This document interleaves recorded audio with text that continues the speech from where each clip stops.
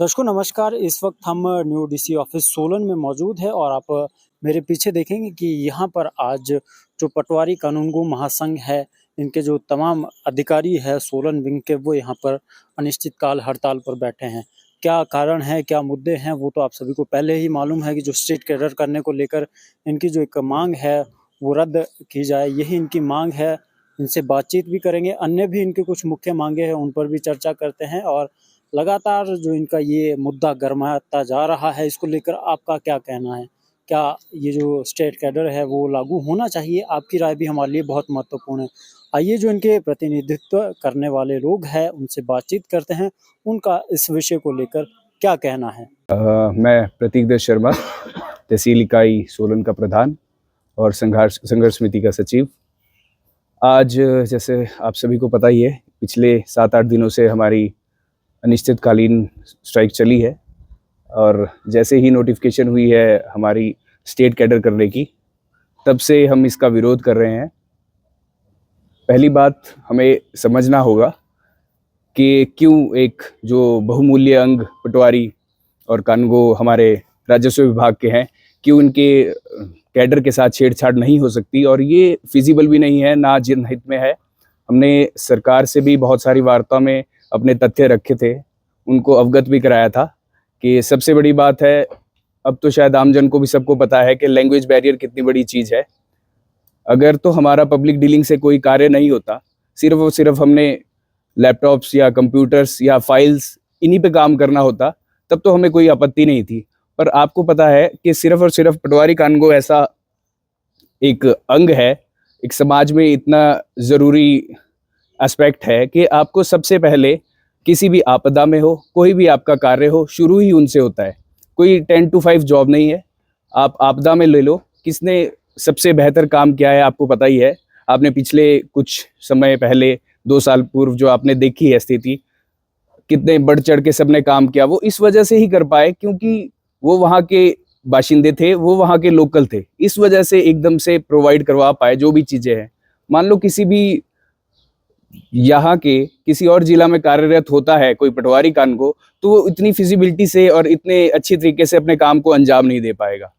तो हमारी पहली मुख्य मांग तो यही थी कि जो ये हमारे इस वर्ग के साथ, जो कैडर के साथ छेड़छाड़ की है, इसे वापस लिया जाए तुरंत प्रभाव से।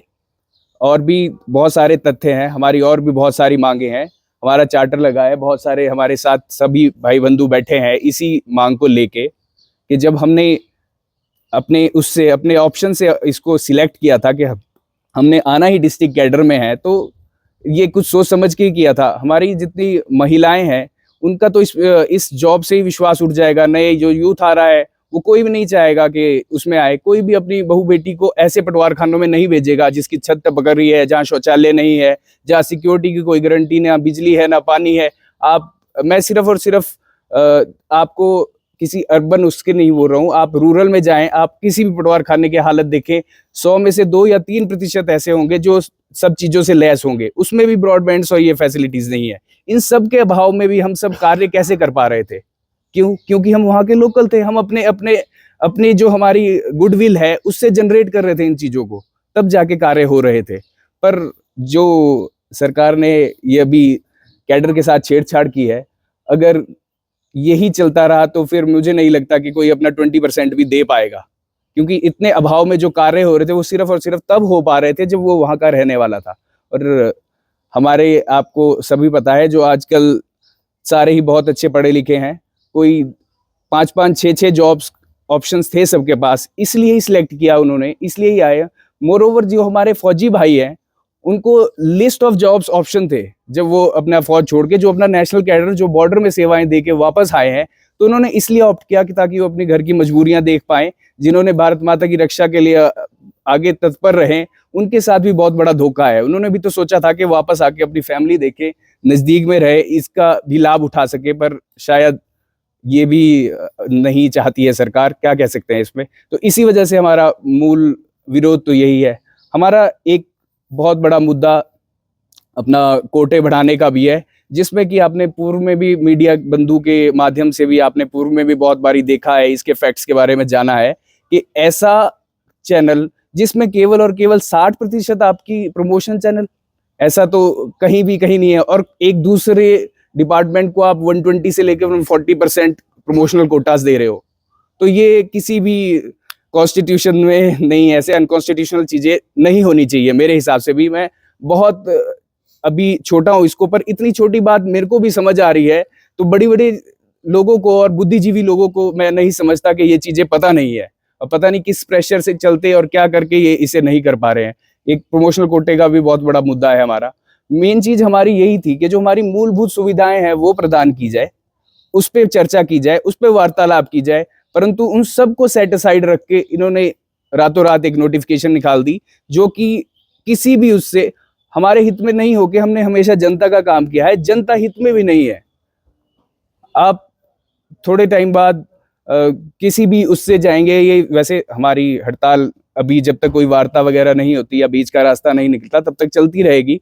और इससे मैं तो अपनी पर्सनल सोच मेरी ये भी थी कि जब इतने इंपॉर्टेंट विंग ने सरकार को पहले ही कह दिया था कि हम मास कैजुअल लीव में जा रहे हैं, उसके बाद हम स्ट्राइक में जा रहे हैं, तो उनका अपना नुकसान इतना है, जनता को इतनी परेशानियां करनी पड़ रही है, ये कोई छोटी मोटी चीज नहीं है। इतना प्रीशियस और इतना इंपॉर्टेंट विंग है, आपको भी पता है हर छोटी चीज यहीं से शुरू होती है।